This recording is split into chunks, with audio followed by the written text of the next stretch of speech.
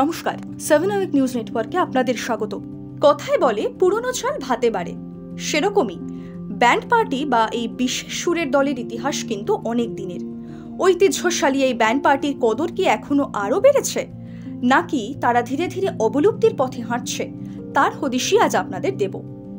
আমাদের মধ্যে অনেকেই কিন্তু এই বিশেষ সুরের দলের মূর্ছনা ভালোবাসেন, আবার কেউ একেবারেই পছন্দ করেন না এই ব্যান্ড পার্টি। তবে এই ব্যান্ড পার্টির ইতিহাস বা এর নানান অজানা কাহিনী শুনলে কিন্তু খোদ ব্যান্ড পার্টি বিরূপ মানুষও চমকে যেতে বাধ্য। দুর্গাপুজো থেকে বিয়েবাড়ি কিংবা বিভিন্ন আনন্দানুষ্ঠানে একসময় দাপুটের সঙ্গে একাধিপত্য করেছে এই ব্যান্ড পার্টি, কিন্তু এখন তার জৌলুস অনেকটাই কমেছে। ক্রমশ হারিয়ে যেতে বসা এই সুরের দলের বর্তমান হাল হকিকত জানতে আমরা পৌঁছে গিয়েছিলাম কলকাতার মহাত্মা গান্ধী রোডে। সেই রোড ধরে হাঁটতে হাঁটতে চোখে পড়ল হরেক ব্যান্ড পার্টির দোকান, আর তার পাশাপাশি চোখ আটকে গেল সেই সব দোকানে সাজানো রং বেরঙের পোশাক, ট্রাম্পেট, স্যাক্সোফোন, ড্রাম, আরও কত নাম না জানা বাদ্যযন্ত্রের দিকে। তবে পোশাকের রঙেও যেমন বিবর্ণতার ছোঁয়া লেগেছে, তেমনি দোকান মালিক বা কর্মচারীদের মধ্যেও খানিক বিবর্ণতার ছাপ। কিন্তু কেন? নিউ তাজ ব্যান্ড নামক একটি দোকানে গিয়ে তার মালিক এমডি নাসিমের সাথে কথা বলতে বিষয়টি পরিষ্কার হলো। পাশাপাশি ব্যান্ড পার্টির দলে ঠিক কোন কোন বাদ্যযন্ত্রের দেখা মেলে তারও হদিশ দিলেন তিনি। বলতে পারেন একই সঙ্গে রদ দেখার কলা বেচা দুই হলো। কি বললেন তিনি, শোনাবো আপনাদের। আমাদের দোকানে আপনার ব্যান্ড পার্টিতে যত কন্ট্যাক্ট मतलब ব্যান্ড, ঘোড়া গাড়ি, তারপরে আপনার ভাংড়া, তাসা পার্টি, সাহনাই, ক্লাসিক্যাল সাহনাই, যে আপনাদের নগদ সাহনাই তারা, এসব আমরা লাইট मतलब আপনার গেট, এসব আমরা কন্ট্রাক্ট দিই। আমরা এই বলতে চাইছি আমাদের যে পারমিশনগুলো আছে রোডের উপরে বাজাবার জন্য, না পুজো প্রশাসনে আমাদের পারমিশন দেন, ব্যান্ড পার্টি বাজবে, কোনো রোক টোক হবে না, এটা আমাদের অনুরোধ আছে ওনার কাছে। 12 জন ব্যান্ড গেল, এই 10,000 12,000 এরকম আমাদের কন্ট্যাক্ট। আরেকটা কি বাজে বললেন আপনার ভাংড়া, পাঞ্জাবি ঢোল, ভাংড়া भी আপনাদের ওই ধরেন 6 জন যাবে ভাংড়া, ওরা আপনার 6,000 টাকা 5 জন। আর কি আছে বললেন? আর একটা ক্লাসিক্যাল আপনার নগদ সাহনাই আছে, যে বাড়িতে বসে তাদের রেট আছে আপনার 12,000 10,000 এরকম। ওই আপনাদের সন্ধ্যে থেকে বাজাবে রাতে 10টা অবধি।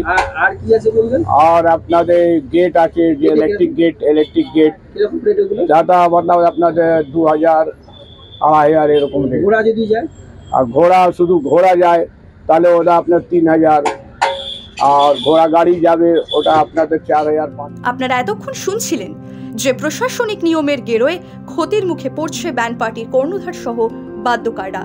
তবে আপনার যদি ব্যান্ড পার্টির সুরের মূর্ছনা ভালো লাগে, আর তাই আপনি যদি হারিয়ে যেতে বসা এই সুপ্রাচীন ঐতিহ্যকে একবার নিজের বাড়ির অনুষ্ঠানে ফিরিয়ে আনতে চান, তাহলে আপনার জন্য সুরের দলের বিভিন্ন বাদ্যযন্ত্র থেকে শুরু করে ঘোড়া বা ইলেকট্রিক গেটের দাম দস্তুরও দেওয়া থাকলো। বিহার বা উত্তরপ্রদেশ থেকে এসে এই বাজনদাররা একসময় বাঙালির সভা আলো করত। বাংলা থেকে হিন্দি নানান গানের সুরে মোহিত হয়ে যেতেন বাঙালিরা। তবে এখন কি একেবারেই দেখা পাওয়া যায় না এই সুরের দলের?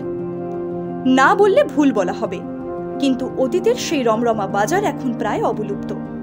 তা সে উন্নতি প্রযুক্তি হোক বা প্রশাসনিক নিয়ম, কিংবা করোনা অতিমারির জেরে দীর্ঘদিনের লকডাউন, সবকিছুই এই শিল্পের অগ্রগতির পথে বারংবার বাধা হয়ে দাঁড়াচ্ছে। নিউ তাজ ব্যান্ড ছাড়াও এমজি রোড ধরে যেতে গিয়ে Bengal national band, Calcutta band, Mehbooba ব্যান্ডের মতো আরও বিবিধ ব্যান্ডের দোকানও একই চিত্র ধরা পড়ল। মেহবুবা ব্যান্ড কোম্পানির কর্ণধার রাজুবাবু কিন্তু ব্যবসায় মন্দা আসার পিছনে অন্য একটি কারণের কথাই জানালেন। ওরা বিয়েতে একটা বাজেট করে, যার বাজেট ভিতরে যায় যদি টাকা বেঁচে যায় ওরা বাজনা করে। সব থেকে বড় কথা আছে, 100 লোক যদি বিয়ে করতে আমাদের একারকে ইচ্ছা আছে যে আমি বাজনা করব, কিন্তু যখন ওখানে পকেট এলাও করে না তো কি করে করবে? সাধারণত বছরে 6 মাস এই ব্যান্ড পার্টির বাজার থাকে, আর বাকি 6 মাস বাজনদাররা অন্য পেশার মাধ্যমে দিন যাপন করেন। তবে এই 6 মাসের ব্যবসাতেও এসেছে মন্দার কালো ছায়া, তাই বাদ্যকারদের দিনমজুরি করেও পেট চালাতে হচ্ছে। তবে শিল্পের প্রতি টানটাও যে সম্পূর্ণ ভোলা যায় না, তাই মাঝে মধ্যে বরাত এলেই দোকানের রঙিন টুপি পোশাকগুলো আবারও পরে প্রিয় বাদ্যযন্ত্রটা হাতে নিয়ে বেরিয়ে পড়েন বাজনদাররা। তবে সেই সুরের মধ্যে কোথাও যেন একটা করুণ আরতিও থাকে, আর থাকে এই শিল্পকে হারিয়ে যেতে না দেওয়ার অদম্য ইচ্ছা শক্তি। এত অপ্রাপ্তি বা প্রতিবন্ধকতার মাঝেও জীবন যুদ্ধে যে থেমে থাকা যাবে না। মনে নেই শেক্সপিয়ার যে বলে গিয়েছেন, life is a tale told by an idiot. Kolkata থেকে শ্যামল পালের রিপোর্ট, 7 আওয়ার নিউজ নেটওয়ার্ক। আরও বিভিন্ন খবরের আপডেট জানতে হলে 7 আওয়ার নিউজ চ্যানেলটিকে সাবস্ক্রাইব করুন, কারণ আপনাদের একটা সাবস্ক্রিপশন আমাদের কাছে অত্যন্ত মূল্যবান। জয় হিন্দ।